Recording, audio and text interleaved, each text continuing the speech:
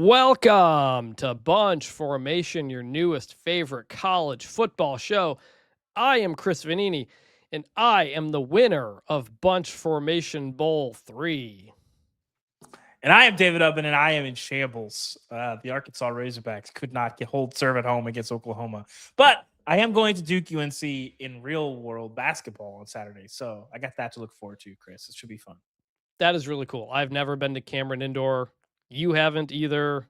I haven't been to a game there. I did go to Durham for a story earlier this week, and I was able to go inside the gym for like 5 minutes where I was actually in the gym. It feels like playing a basketball game in like Congress or in like a state house. It's like I knew it was gonna be like unique, like you've seen on TV, you see pictures and stuff, but like it's awesome. I'm excited. I could not be more excited about a basketball game. So yeah. As for the digital world, I beat David 38-31 on Tuesday night. My Oklahoma Sooners in year 3 of our media CFB 26 dynasty. I blew a 24-0 lead, but I scored late and held on. I lost the Bunch Formation Bowl 2, 38-0. So I have gotten much better. I'm proud of the guys. You listeners and YouTube people, you can watch the stream. It's on the Bunch Formation YouTube page under the live tab. If you want to see how the game played out. Had a lot of fun with that. My Sooners are number 2 in the country. We're feeling pretty good. 1 game left in the regular season. I've got Jason Kirk and Texas A&M still to play. But even better than me beating David was the previous game that David had played against Jason. And yes.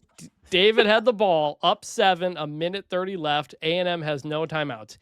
I had basically dominated this game. It should be noted. I should not have been anywhere close to like this game should not have been in doubt. You were up 14 with like 3 minutes left, but you kept. I was up 14 like the whole game, balls. Basically. Yeah. So David could have kneeled it out. He decides to run the ball, snap the ball early in the play clock a few times, and run the ball. And then an injury timeout on the 3rd down run stops the clock. He has to punt the ball away. Jason gets the ball back with about 30 seconds left, and he goes 80 yards with some deep balls for the touchdown to win the game. It was one of the craziest games our dynasty had ever seen. Had people being like, "Oh no! Disaster! What a bad idea!" For the record, this exact thing happened to Washington in the Sugar Bowl in 2023. I forget. I think it wasn't Jonah Coleman. I forget who their back was. But he like tweaked his ankle and it gave Texas life, and they had to defend like 3 Quinn Ewers passes to go to the national championship. David, what were you thinking? What was your message to your fans after blowing that Mario Cristobal style? So I just don't kneel. I think it sucks. I want to keep playing football, and I want to keep scoring without like feeling like I'm running it up. And also, like, I thought I had it. Like, I had dominated Jason. I should have. Couple things. My corners were tired. My quarterback and my best receiver were both. My best receiver was out. My quarterback was hurt. He's playing hurt. I should have probably played a little bit more conservative. But I figured if I'm punting it back with 10 seconds left, you know, I'll be fine. He needs 7 just to tie. But, you know, that injury timeout, which, by the way, phantom injury, just for the record.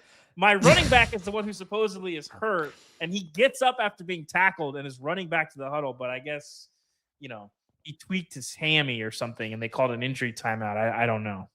It's the one thing I forgot to mention on our CFB 26 long-term review. The injury timeouts in the game are ridiculous, and it is really hard to run the clock out because it keeps happening. But, again, you didn't need to run the ball. You could have just kneeled it, and it was over. And your defensive coaching, there was a hurry-up play. Your safety was on the wrong side of the field. You allowed a long, deep pass on the wrong side. But it was such bad coaching that we asked Jim Mora about it, the new coach at Colorado State. He will be on Monday's show. And when he jumped into the stream when we were talking, David was talking about his defense. So we asked Jim about David's defensive calls in that game and what he would have called. You can look forward to that in Monday's episode. We didn't mention the clock management part. And so I later texted him to explain the clock management part, to which Jim Mora replied to me, "Awful game management, fire his ass." So the message boards were not pleased with our guy Dallas Legume. So, you know, it happens. So as you can tell, on this feed. We are doing some interview episodes. Hope you guys give those a listen. We're trying not to do the generic coach interview about what they like about the team or whatever. We get into their backstories, share some fun stories. Charles Huff, the previous episode, we talked about Saquon Barkley interviewing for Nick Saban. We asked Jim Mora about Josh Rosen in the hot tub in the dorm at UCLA. We asked about him getting fired there, his dad, and stuff like that. Hope you give that a listen on Monday. And again, we also asked him about David's video game coaching. And if there's any interviews you want to see us do, please let us know. We do have more of those coming up, or we're putting more of those in the bank. It's kind of a dead period right now for college football, so we're kind of trying to introduce some people and have some fun conversations. We are also going to talk some college basketball pretty soon, as the NCAA tournament is a couple of weeks away, because I assume most of you will be listened and focused in on that as well. The one thing I will say about basketball right now, Miami of Ohio should 100% be in the tournament, and it's ridiculous that we're even having this conversation. It feels like football brain moving over to basketball, where Miami is, I think, 30-0 at this point, and people think, like, Bruce Pearl thinks they might not get in. Like, give me a break. Yeah, they should be in, but I do think it would be pretty funny if they did not get in. No, it wouldn't. But, as someone completely uninvested in Miami of Ohio's success, and also someone who has watched their team survive some hilariously terrible wins, quite frankly, I don't think they're a team that's going to make a lot of noise. So it would be sort of funny, but it would be a travesty. Probably not. It'd be obnoxious enough that I think it would circle back around to the pinnacle of absurdity in college basketball. No, that's insane, because you got Bruce Pearl out here saying Auburn, which is 15-14 and 6-10 in the SEC, needs to get in. It's ridiculous. It plays into football and conversation we're going to talk about on this show. I want them to get in. They should be in. But if they don't, it'd be dumb enough to where I think for the unbiased observer, it would be kind of funny. The unbiased observer would think it's ridiculous. They're an undefeated team. It's something even if they have won, they wouldn't be undefeated. The idea is that if they don't win the MAC tournament, they are not undefeated. Do they get in that large spot? Yes, 100%. America should be loving this team. It's crazy to have a team that was picked to finish, I think, second or third in the MAC is undefeated. I know the schedule is not very difficult, but if it was easy to go undefeated, more people would be doing it. It's not happening. I think this is it's a lot of fun. America should be rallying behind the Red Hawks. As for today's show, that was a long intro. We're going to talk about a few newsy football topics, including these big secret college football meetings and what they really mean. Another SEC head coach wants a 24-team playoff, and Arkansas has a chicken sponsor. If you haven't check out the show notes. We got timestamps in there. If you want to jump ahead to another part of the show, send feedback and emails to bunchformationpod@gmail.com. And we are Bunch Formation on all your social medias and YouTube. Please subscribe to the YouTube channel. We're over 700 subscribers. It keeps going up. Good to see. And send some nominations for Remember Some Guys. We're getting pretty low again, so listeners, send in your nominations for those. And please leave us a 5-star review and a rating. We haven't actually had one in about a month, so please, we will read it on the show, shout you out. Please give us another review. Okay, and with that, it's time to talk about a little bit of news, and to do that, we jump into the Media Scrum. That's why I don't read the newspaper, because it's garbage. Arkansas is chicken. That's Tyson Chicken. That is Tyson Foods is going to be the jersey patch sponsor for Arkansas across 19 sports, which you're going to see these on all these college football teams next season. Notably here, though, apparently 90% of these proceeds are going to go to NIL deals with players. So a lot of this money will be going directly to players. And this is stuff that falls outside of the salary cap, the revenue sharing cap, that $21 million cap. That's just for schools paying players. You can still do real NIL deals outside of that. They just have to be approved. Interesting move here. David, as the Arkansan, someone who's familiar with that, and Tyson Chicken, what's your reaction here? It feels like a more legal way, I guess, to get around this cap. The creativity of that and how you can get around this rev share number. We've seen a lot of different strategies. Was it Stu or Ralph that wrote about this? I think it was Stu that wrote about some of the strategies that schools are using. But it's interesting. Tyson Foods and Walmart already had put their logos on the field. Walmart's all over the stadium. Obviously, those are the two biggest companies in Northwest Arkansas. But I will say, Chris, for the uninitiated, Tyson Foods, out of my hometown of Springdale, Arkansas, and at our high school cafeteria, there was, I would say conservatively, 10 to 12 different kinds of chicken that I presume the school got for free to feed the student body. And so most days, actually, this goes back to what we were talking about before. Not infrequently, I would bring my own barbecue sauce from home and then get some sort of chicken, and then put my sauce. The KC Masterpiece barbecue sauce was very good. This is where it starts from. It does. And also, I will say that one time in newspaper class, we paid one of our fellow students $10 to drink an entire bottle of barbecue sauce that I had brought, which he did. It was impressive. And the burp that happened after, that still gives me nightmares. But okay. Shout out to Tyson Foods, man. So the Tyson Food guy, he was a big part of getting John Calipari there for basketball. The NIL guarantees. John Tyson, yeah. Mm-hmm. Yeah, so that is why when Sam Pittman got fired and people were saying, all right, what is Arkansas football? They're putting a lot of money toward basketball, putting a lot of money toward baseball. Is there enough room for football? And so this is what you need. You need these big businesses that are tied to your schools and your regions to buy in. And the way a lot of schools are doing it is you have these third-party kind of like media rights groups like Learfield and Playfly, and they are basically kind of pitching they will get NIL deals for players. So that is what some of these promises are making for players who are making $3-4 million, and you're wondering how it fits under the cap. It technically won't. And we'll see come spring if this is going to be approved by the CSC. But generally, when you have these legitimate organizations kind of doing this, those are generally getting approved. So good move for good move for Ryan Silverfield, who may be on the show pretty soon.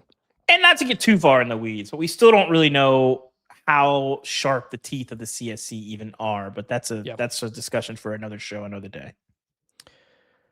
Josh Heupel, the head coach at Tennessee, told On3 recently that he prefers the Big Ten's 24-team playoff model. Didn't really give a long explanation for it, just said it's because that's where college football is going, whatever that means.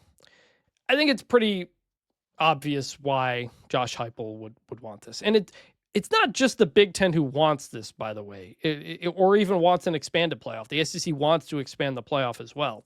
The problem with the Big Ten's original 16-team model and the original 24-team model was the auto bids per conference. That's the thing that coaches disagreed with. They didn't like the basic, they all feel like you have to earn it. That felt a little bit like kind of, I don't want to say cheating, but it wasn't the honorable thing to do. So the Big Ten has tweaked it and said, all right, we'll do a 24-team playoff. It's 23 at-larges and one a group of 5, group of 6 spot is kind of what the pitch became.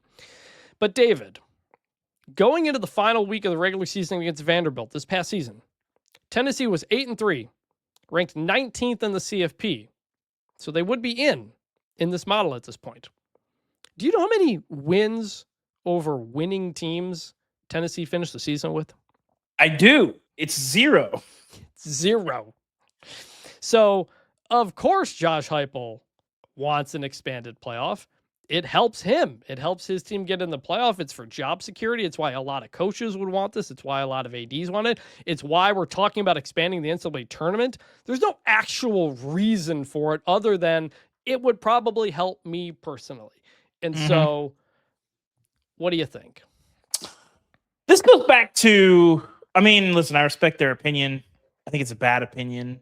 I don't really care that much about the coach's preference because it's always going to trend toward that. But this goes back to the same idea that nobody is looking out for what is best for the sport as a whole. Anybody looking out for the sport of college football as a whole would say a 24-team playoff is really bad for the sport. Again, I am an 18 playoff guy. 12 has been okay. I still think it's a little bit too many teams, but it's not so many that it has seriously undercut the regular season and its value. It undercuts the stakes of some of the games. Some of these Ohio State, Michigan games, some of these rivalry games at the end where both teams are probably getting in. Certainly the championship games in the SEC and the Big Ten, albeit that those come with some hardware that do make them a little bit more meaningful. It has undercut the stakes of them a little bit, but not to the point where you're seeing people rest starters or where people don't care about the outcomes of those games. You're flirting with that territory with a 2014 playoff, because then you've got like 2 weeks where maybe Ohio State isn't resting starters against Michigan, but if they're playing, Northwestern the week before Michigan, maybe they do, because they're like, well, we're probably not going to lose this game, but if we do, we can lose these next 2 games. We're still in the playoff. I don't know that you'll ever get to that point, but you don't want to have people making that decision. You don't want to undercut the regular season. And I think it all comes back to the realignment moves, the refusal to cede to NIL before you got shoved in the deep end by the courts. Nobody's looking out for what is the best thing for the sport to maintain the sport's health. And a 2014 playoff would not do that. So, you can think whatever you want if you're a coach, but it's bad for the sport. Think about the end of the NFL regular season, how much that typically sucks. It's terrible. You have teams tanking, you have teams resting guys for the playoffs, even if it costs them a seed line, which I think happened with the Eagles, I think this past year as well. Like, if you go to a 2014 playoff, this is what I can't understand. Ohio State's AD Ross Bjork is very much in favor of this, and he talked to our Cam Teague being in support of it as well. And I can't understand this, because if you go to 24 teams, Ohio State will never play an interesting regular season game again. Like, there will be no stake. They will never miss the playoff. What is the fun of that? Like, you got to have some drama here.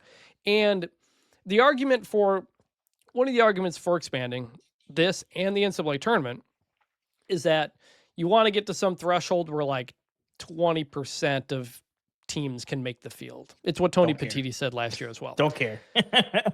One, I don't care. One, I don't care. But two, football's different than all those other sports. You play a ton of basketball games, hockey games, baseball games, volleyball games. You only play 12, maybe 13 in football. You have to keep the scarcity of those being important. And I do think you will see the NFL at some point potentially expand too far. Chuck Klosterman wrote a book about this recently, basically like saying the NFL and football has to keep expanding or else it won't survive. And that's the thing you're kind of weighing there. And you can't, like, people think regular season games, football, there's so few of them, people will always be into it. It doesn't matter. It's not true. Attendance was going down for years until post-COVID and expansion to the playoff, where suddenly you can play more good regular season games. And it goes back into playing good non-conference games, which we ranted about on here a couple of weeks ago. So I hate this idea. I do know, though, the SEC does not want to go from 12 to 24. That is like too big of a jump. And it's why Tony Petitti has pitched, okay, let's jump to 16 for 2 years and then jump to 24 to kind of like phase it in. I don't even need 16. I hate this so much. 12 has been awesome. 12 has been awesome. I was just earlier today rewatching some Trinidad Chambliss highlights in the Georgia game and Sean McDonough losing his mind. It's like, this is so cool. It feels like an exclusive thing to get here. And then when a surprise team like Ole Miss does something like that, it's fun. And if you expand it beyond 12, the debates only get harder because you will just have a larger pool of similar teams. How many 9-3 and 8-4 teams are we going to start comparing to each other, and how difficult it's going to be? Only more difficult to figure out who gets in. That's the problem. There's no end point where we say, okay, that's fine. We thought 12 would be it. We thought, you don't really need to be upset about a 3-loss team missing the field because of whatever. But turns out people get upset about that. Alabama last year, Notre Dame this year. But it's like, if you don't like what the committee does now, you're going to be even more upset the bigger it goes. So I don't think that solves that's why Tony Petitti wanted to do the auto bids, by the way. But he's not going to have the support for that. So like the only argument I think holds any weight is that you want to get every team in the field that can win a championship. And this year, I think Notre Dame was in that group, but it was so fluky the way that it happened. Their losses, the rest of their definitely wasn't schedule true. not being that great. The year prior, by the way, it definitely wasn't true. SMU, the last team in, was not going to win the championship. That Alabama team that missed was not going to win the championship. No, so like, and so I like that was true, but also I think that was pretty fluky. And I think in most years, you're not going to have a team that's ranked, 10th, 11th. It's probably good enough to win the whole thing. You look at the perfect storm of all the things that had to happen for Notre Dame to miss the playoff this year. It's kind of like, So that's the only argument I think holds weight, but it's going to happen so rarely that, again, I think the playoff regular season college football will be better at 8. I can live with 12. 16, we'll see. But 24, I'll be screaming from the top of the rooftops. Like, this is bad. This is hurting the regular season. This is hurting the sport. Yes. So we don't like it. Coaches like it. Shocker. I'm sure that they they do. want something that's going to help them do it. Okay. The other, I guess, big newsy thing going on in college football this week are these big meetings about the future of college sports. One of them is later this week.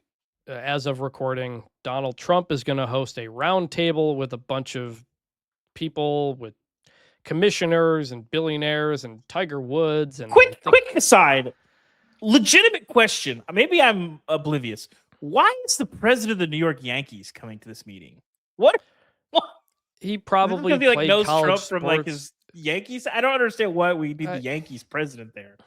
It's almost like this entire thing is for show, and they're not actually going to have substantive conversations to get anything done, because spoiler alert, that's what's going to happen. For one, it's too many people. You can't have I think we've all been in a meeting with 40 people where a lot was accomplished. Yeah, it's like, so the Tiger Woods piece of it is funny, but it's like, all right, if I'm going to be super generous, he's got a son that's getting ready to go play college sports. He's like invested. Florida He State speaks golf. very highly of his college sports experience, even though like nobody cares about college golf like at all.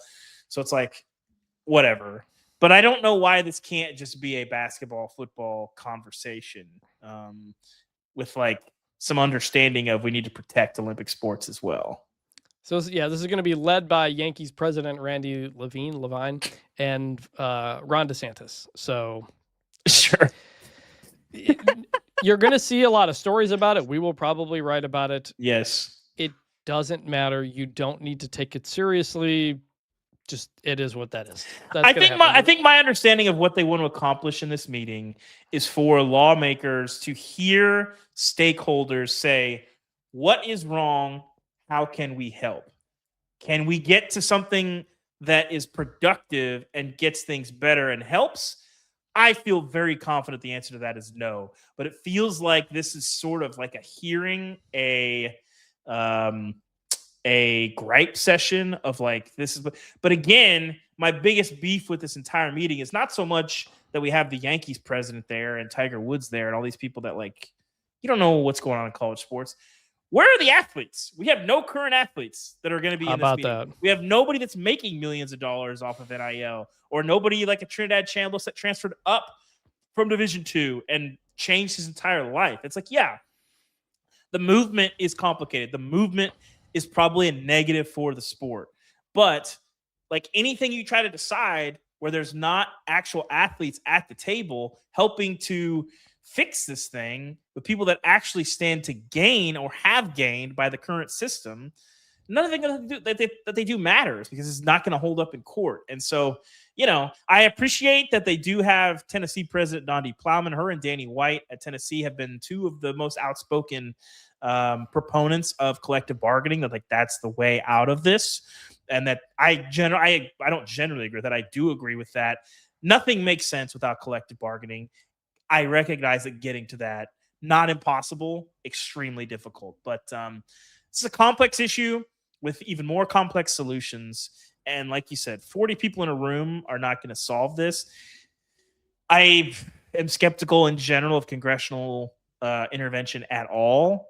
But maybe we can get to a place where people at least have a better understanding of, hey, these are the actual issues. And you know what relationship is great right now? The president and Congress. You know, it's going well. What's been They going love on? each other. There's nothing going on in the world that is more important than this.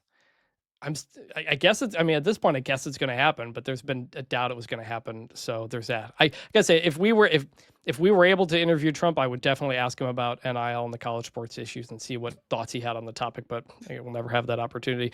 The other meeting, it happened earlier this week in Dallas, where the topic was pooling the media rights. This was a group of some board members, some presidents like LSU and TCU, boosters, schools like Louisville and I think Michigan were there too, and they were meeting. Should with be this noted, I private- think, of that a lot of these people that were going were mostly curious ears, Well, not acting on yes. anything official. But So, and they met with this private equity firm, Smash Capital, Smash Sports. They were operating Smash independent Sports, of, you say?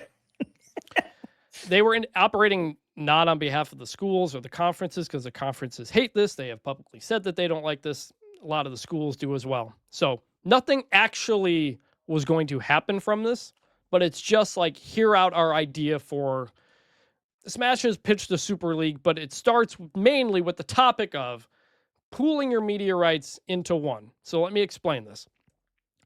The Sports Broadcasting Act of 1961, signed by JFK, that gave the NFL the rights to put all of its team TV rights together and sell them as one package, because they had tried to do that and a court said it was an antitrust violation. So you have to get an antitrust exemption from Congress, and they lobbied Congress to make this happen. College sports leaders at the time lobbied as well and got the carve out on the weekends. This is why the NFL cannot broadcast on Saturdays for most of the fall, because this act, this law, protects that for college football. Now that the schedules have gone long and the playoff and the NFL overlap with each other, that's where the problems stem from. But the other pro sports leagues do this. The Green Bay Packers probably don't exist if this law didn't happen, because it was all the big markets that were going to make the most money, not Green Bay, Wisconsin.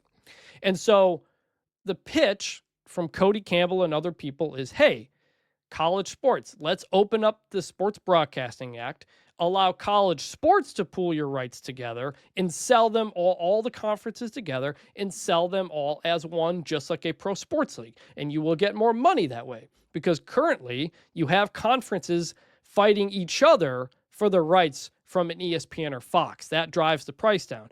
In the NFL, you have ESPN and CBS and Fox fighting for the NFL rights, because it's the only option there is for pro football.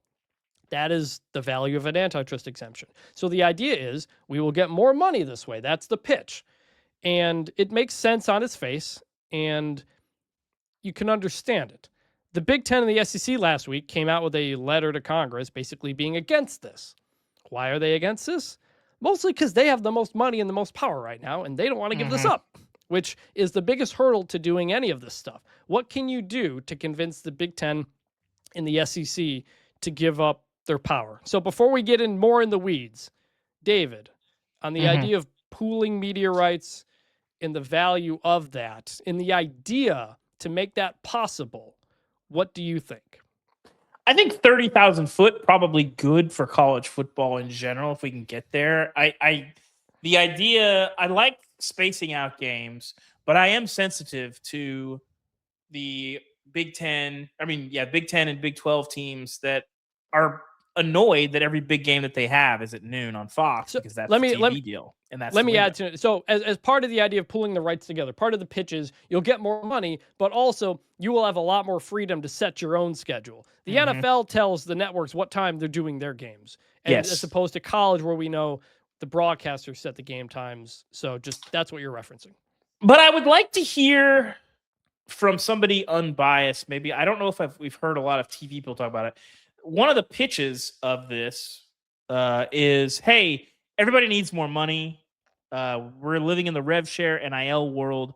This can double or more than double the TV money. Are we sure about that? I'm sure it'll be more money, probably. But to say that like the TV networks are going to magically come up with double the amount of money that they're already paying for these games, which is already a lot, I am a little skeptical at that claim. So let's get into that. Can they get more money putting it together? I think we would agree on that, yes. And part of the Smash pitch in some of the documents from this meeting this week was that the conferences can negotiate different value within the deal. So it's not pooling the rights together and everybody makes the same. It's pool them together and you still split them up proportionally like it is now. So that's their pitch to the Big Ten, the SEC, to be like, look, you won't lose your advantage. Yeah. If we do it this way, we think you'll still keep your financial advantage. We'll just increase it for everybody. That's the pitch. Can it happen? So college sports is the second most popular country by a lot of different metrics. But the NFL, which is number one, is about to suck everyone dry. So the NBA got its new TV deal, a year ago or so. And that was a lot higher than everybody expected. And the NFL saw that and realized, wait a minute, we should be making a lot more money than the NBA because we're way more popular. And so they're going to open up their rights negotiations earlier from the current contract, which I think goes into the late 2020s or early 2030s. They're going to bring everybody back to the table. So your Fox, your CBS, your Amazon, your ESPN, Netflix, whoever else wants to get in, is suddenly going to have to pay a lot more for what they're already getting. And that is going to mean a lot less money available for ESPN and CBS and Fox to pay to everything else, including college football. You know who doesn't want college football to merge its rights together so it'll have to pay more for the same thing? The TV networks.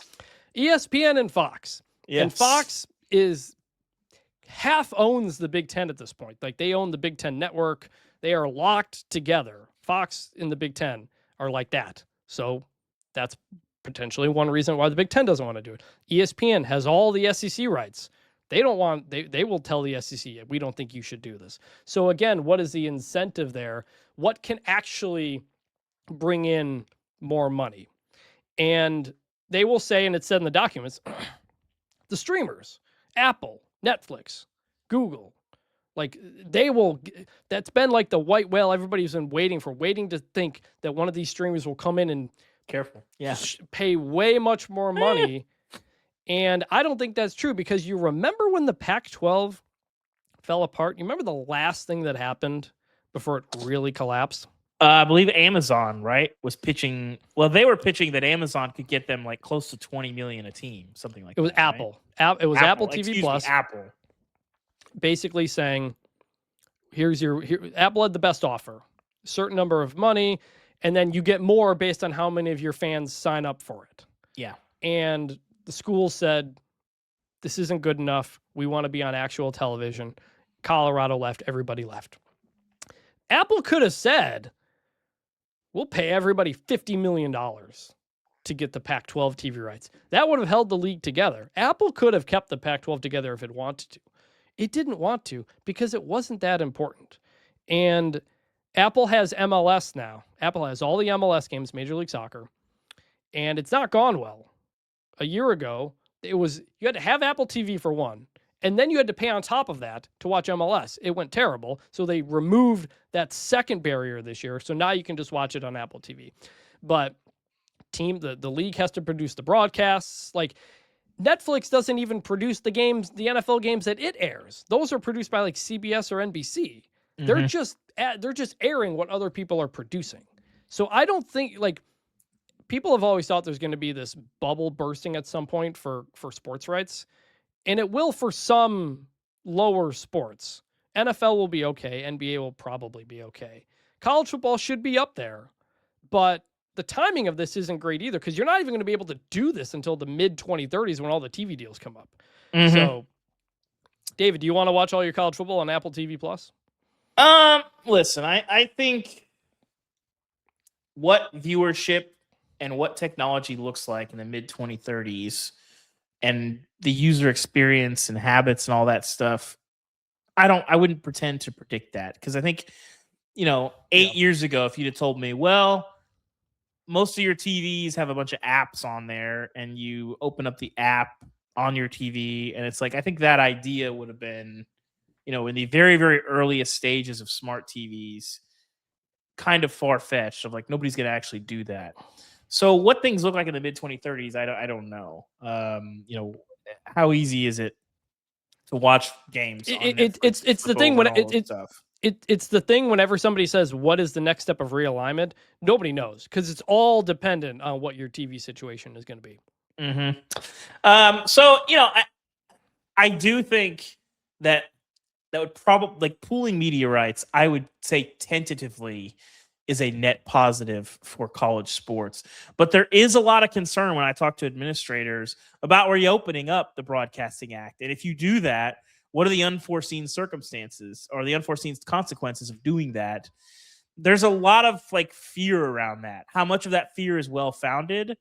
I'll be honest, I'm not entirely sure, but there's some nervousness about if you open that up, if things happen that you don't particularly like. It is literally compared to Pandora's box from some administrators I've talked to.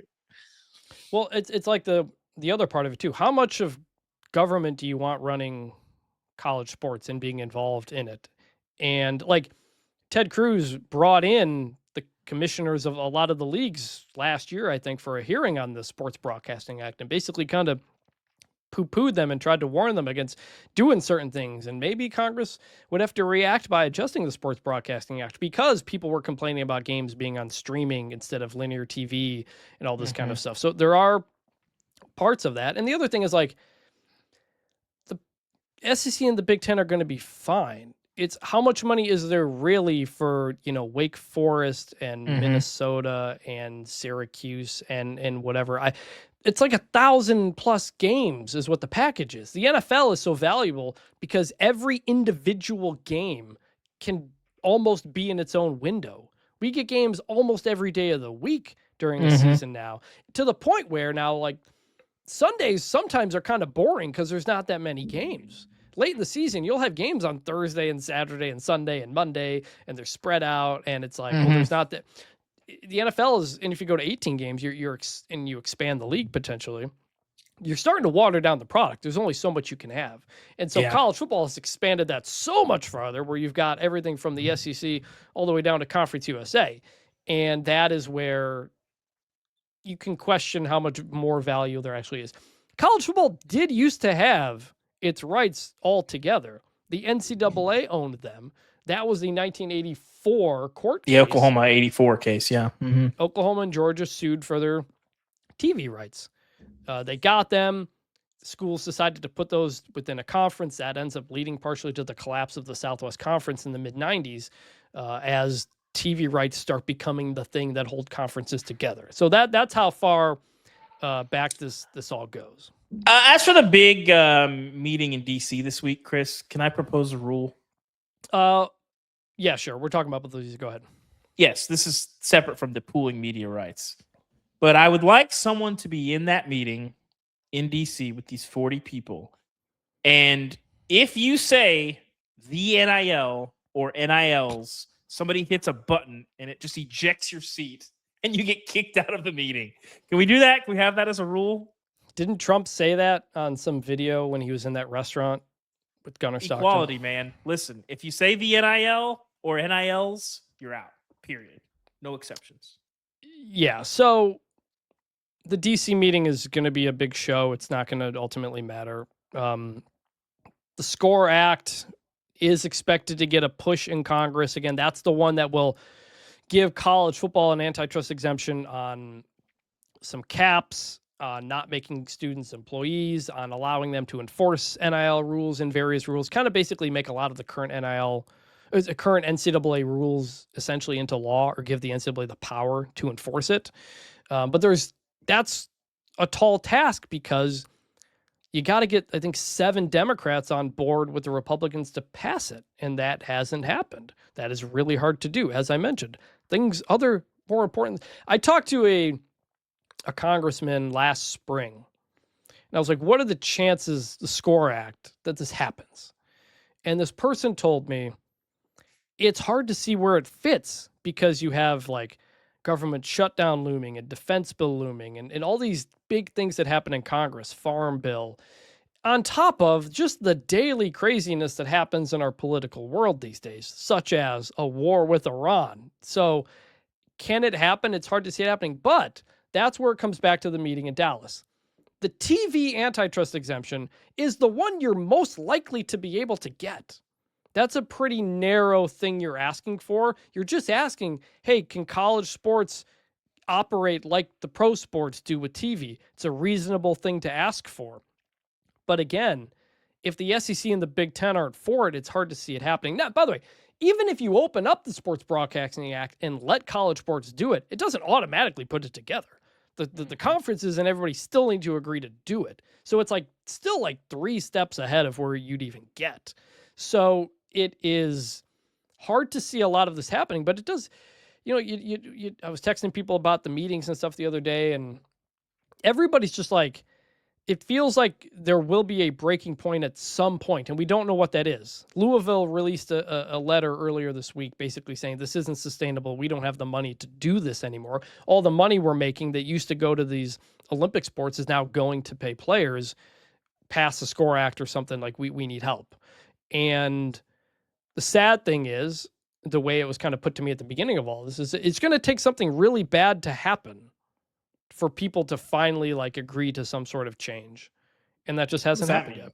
What would be the bad thing? I don't know if there's like you're cutting so many sports that it becomes hard to ignore. I don't know, but is money real or is it not? That's the thing, because Louisville also is working on a contract extension for Jeff Brom for not picking Penn State, and I did a story this week on coaching buyouts. $270 million was committed to coaching buyouts. The real number is less than that, but you find the money when you need to find the money. And you're seeing sports start to get cut here and there, and that might continue. I don't know I don't know what that point is, but it's the kind of thing that will get attention away from war with Iran from Congress, basically. So, I don't know. Anything else? Well, one other thing I guess I'd mention here. The Paramount Warner Brothers Discovery, we're getting way in the media weeds here, but Paramount Skydance, which is CBS and Paramount Plus, they're going to buy Warner Brothers Discovery, which is WB, HBO, TNT Sports. And that is going to mean fewer options for TV for places to buy your games, because TNT does broadcast some college football, but now they're going to be brought into CBS. It's going to take a couple years, but it's going to be brought into CBS. They're going to have to do billions of dollars in layoffs when you merge 2 companies. So that's not great either. The TV landscape is very, very tenuous right now. It's not a good business. Like, it's just going down and down and down, while sports rights are going up and up and up. And Netflix and Amazon and Google and all them are kind of just waiting them out until it gets so untenable that they can scoop in. Like I said, they're not going to come in and give you some gigantic, huge TV deal if they don't have to do it. They became great businesses by being smart with their money, not overpaying for things, which is kind of the Apple thing as well. I mean, Apple just got F1 as well, which will be interesting how that works with MLS. So anyway, you missed the days of when you could just watch everything on TV and didn't have to go into 50 different apps to watch games. Well, that was people say that, but there was a really narrow window where that was happening, because for a long time, I think, you know, when I started getting interested in college football, you know, this was the Jefferson Pilot days of the 11:30 game, you know, for the SEC and the ACC.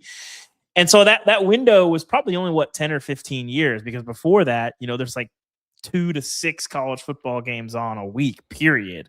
So, you know, the fact that you can watch everything now, it's, you know, it's a complicated situation. Yes. That's the thing. When people complain about that, and it was probably like 2015 to 2019 was probably when you could start getting everything, maybe earlier in the 2010s. Because like, I live in Dallas now. In the old days, I would not have been able to watch the Detroit Tigers, you know, until MLB TV happened, or the Lions, until Sunday Ticket on YouTube TV made it easier. So it is easier to watch. It's just a bit more fragmented.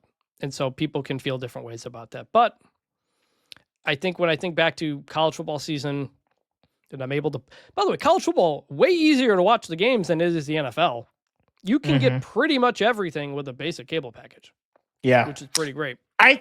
We've talked about this specific instance on the show, Chris, but I do remember. I want to say it was my junior year of college, sophomore year of college. Missouri played a road game at Ole Miss, and it was not on TV. We listened to it on the radio because there was no way to watch the game. That was less than 15 years ago, right? That would have been like 2000. Well, maybe not less than. Calculated my own age. That would have been like the 2007 season, maybe. So I was thinking 07 too, because that's when Big Ten Network launches. And my parents' cable company does not have Big Ten Network. I go home one weekend. We have to go to a bar to watch the game. We literally cannot watch the Michigan State game because you can't just change your cable company in a snap. Nowadays, if something's not, it's not. Before we started watching, you said you were watching a basketball game, one of the low major conference tournaments or something. The A-Sun tournament is on my television right now. And what is it? And what is it on? It is on ESPN Plus, which I run through Hulu because the ESPN app is horrific. But ESPN Plus running through Hulu actually works pretty well. So I don't have ESPN Plus right now in the off season, but I could watch that game if I just wanted to pay for it. And so that is something that used to simply not be available. So in many ways, it's better. Some ways it's worse. We all end up paying more. And this is the big thing in college sports right now. The Sports Broadcasting Act of 1960. I did a story on this a number of years ago. I'll link to it in the description, the show notes. I've got letters from people lobbying JFK's like chief of staff to try to protect college sports. Some guy gave someone tickets to a Utah-Wyoming game, I think it was, to like a Wyoming, because he was from Wyoming or something like that. It's funny to see how that all happens. Also, when I was going through the JFK library to find that stuff, so many people sent letters to JFK to have him come play in their like charity football game. Everybody wanted JFK to come play football with them. And then one of them, someone responds, it's like, he's busy. You may have seen the news or whatever. I look up the date. It's the day after the Bay of Pigs. So JFK was a little bit preoccupied. So side note, speaking of JFK, speaking of Hulu, have you watched the JFK Jr. story, love story show? No, the whole Kennedy thing is kind of lost on me. It's a little waspy for my taste. I'm kind of out. It's incredibly waspy, white Anglo-Saxon Protestant. I watched like 5 episodes in a row. I thought the whole thing was out. It's not. I gotta wait for the next episode. I'm into the show. It's as 90s as you can get. The music, the things that they're wearing, it's like over the top 90s. I'm actually kind of enjoying it. So shout out to Hulu /FX. The current thing making me happy on TV is the Scrubs reboot, Chris. That's where I'm at. I've watched a couple. I watched the first 2 episodes, and it was like actually pretty good. Like I thought it was going to be. Well, I liked early Scrubs, and then like the later seasons, I was totally out. And then when they like did like Saved by the Bell, the new class, basically, where it was like JD was kind of in it, but like it was a bunch of like I was like no. But the later seasons I never really watched. But the reboot I felt like captured the thing that I loved about early season Scrubs. So it was good. So it does. I'll keep watching it. I tried to watch the Wonder Years reboot. Didn't really like that. I watched like 5 episodes. I was like, this kind of sucks. So we'll see. David's TV diet, by the way, is insane. The number of like dating reality, like for all the food takes we talk about on the show, because with the kids, I have control over what's on my TV for like 2 to 3 hours a day at most. So, but like I don't get to watch nearly as much. Married at First Sight, all of these types of shows. Married at First Sight is incredible. Nobody watches Married at First Sight. They just got moved to Peacock. Nobody watches this show, but I do, and it's incredible. And my wife and I love it. And for some reason, like it's been lost to like not more people should be watching that show. Real heads know. After the football season, when I finally had some time to get into stuff, started to finally get back into college basketball. We've played the video game a ton and found a couple of shows. Night at the Seven Kingdoms, the Game of Thrones prequel, awesome. Terrific. Okay. Loved it. 6 episodes, half hour each, easy watch. Highly recommend. Very, very good. And Fallout was good, and I needed to kind of find something else, and I found the JFK show. That is my new kind of Fallout was. I haven't finished the second season yet. It was boring me. Second first season was good. Was not great. Yeah. But House of the Dragon coming up this summer. Season 3 stuff's gonna happen. We did ask Jim Moore what his TV binge is. We're gonna ask most of the coaches this. I'm very curious because there's this idea. Like I think coaches like this idea, like you're either, grinding film, like recruiting or sleeping. And if you're not, like you're abdicating your duty as a coach. But I think you do learn a lot from coaches of like, what is this coach watching? And we did ask Jim Mora. I think his answer, I suspect we will get from a lot of coaches. Just my gut feeling. I have not personally watched it, but it's a very popular show. Absolutely. So that will be on Monday's episode, and then we will be back next week. We're gonna try to get somebody on to talk college basketball to kind of really give, if you're behind on college hoops or just getting back into it like some of us, we want to bring somebody on to talk about the tournament and kind of preview the tourney essentially. Because when that happens, every year I kind of forget about this. I'm like planning spring football stuff, and then we get to mid-March and the tournament starts, and I'm just like locked in on that. And it's the only thing I love daytime basketball. I will be at the ACC tournament next week. I'm excited for that. I haven't covered a conference tournament since the Big 12 tournament in like 2011, maybe. The Morris twins were still playing. And like, I remember talking to them in the KU locker room. Conference tournaments are awesome. They're fun. The way that my like life works, I don't get to watch them very much.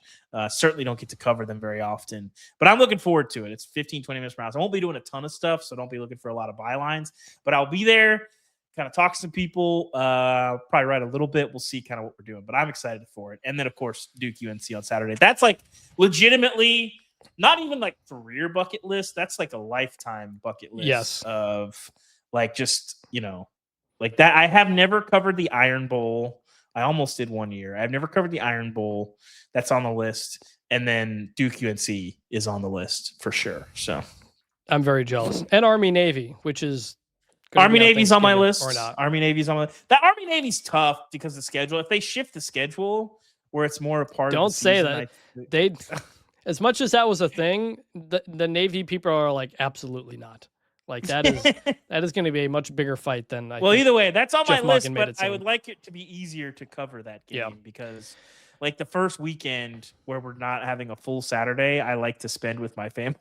So yes, that's what February is kind of weird to realize I have weekends open again. So I know the concept of weekends. Chris, I can't remember did I tell you what happened to us? We went to the zoo last weekend. Did I tell you about this? You did not.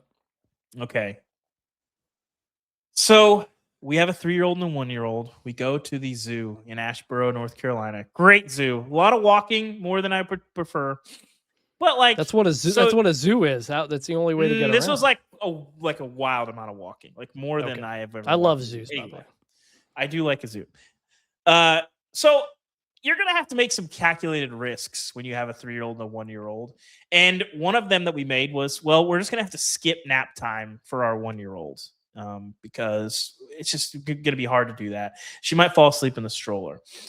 So we skipped nap time. She didn't eat her lunch well, which is, again, some more foreshadowing of this story. So she's not really eating much the whole day, skips her nap. She just is being very fussy. And she did not want to be restricted. She wanted to just be able to run everywhere, which you can kind of make work at the zoo. Like it wasn't that big of a deal. She was pretty much staying with us. But then we had to ride on the tram to get back to the car. And I have never seen her melt down like this ever in my life. And we are those people with a baby that is like thrashing and stadium pulse meter well, is at the top. Listen, you can't call an audible. I thought I would care more about what people around me thought. I could not have cared less. I just wanted to get off of this tram. But it was like a 10-minute tram ride, and she was melting down the entire time. And there was like a preteen boy, like a row and a half behind us, who was like, hey, there's that baby. That baby's happy. What's wrong with this baby? And my wife was like, I wanted to punch that kid. It was not great. The zoo was awesome. It was a very fun trip. The tram ride, that's the first time I've had like a really extended public meltdown where like there's nowhere we can go. Like we're gotta ride. Like you just gotta like. You figure that out. Like if it's one thing if you're like in a restaurant where you can just like take them out, or like somewhere where you can just like remove them from the situation. But this was not great, Chris. It's third and long at Bryant-Denny Stadium, and you got to make a play. You can't hide. There's nowhere else to see it. All right, time to end the show the way we always do, and that is by remembering some guys. It's better than this. Guys being dudes. I'm going to go with D'Angelo Williams, former Memphis running back. Since we just talked to Coach Huff, I was thinking about Memphis. 2002 to 2005, he had more than 1,900 rushing yards back-to-back years. He still holds the Division I record for most 100-yard games with 34 100-yard games. That's and crazy. When he left Memphis, he was the all-purpose leader career in NCAA history, D1 history. No longer the case. It has been broken. I believe he's 6th now on all-time rushing yards with 6,026. Became a first-round pick. Super fun player, crazy good running back, D'Angelo Williams. I am going with Minnesota receiver Rashad Bateman. Great player. Really had one huge standout year. He kind of didn't play a ton. That wasn't really productive that COVID year. But him and I believe it was Tyler Johnson was the other receiver. Minnesota had a really good run of fun quarterbacks. The 2019 season, they go 11-2 and finish ranked number 10. Yes. Rashad Bateman on that team, Mo Ibrahim. I think he tore his Achilles at one of those 2 seasons. But it's a fun Minnesota team. Rashad Bateman he's had a pretty good NFL career, but I remember him at Minnesota as part of maybe the most fun Minnesota team that I have seen in quite some time. So Rashad Bateman, we remember you.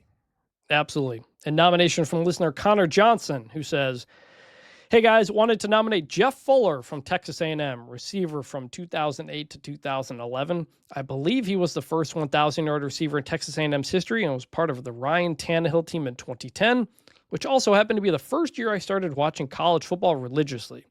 He's never brought up when people talk about great A&M players, but definitely think he had an important part of their history." I have remembered him before. Incredible player. Were you covering? Did you cover him at all at that time? Yes, I was at a spring. So when I started covering the Big 12, one of the things I did was went everywhere to start. And A&M was one of those. And it was one of the first spring practices where you're just kind of walking around and being around Jeff Fuller, just a big dude. But guys that move really fast.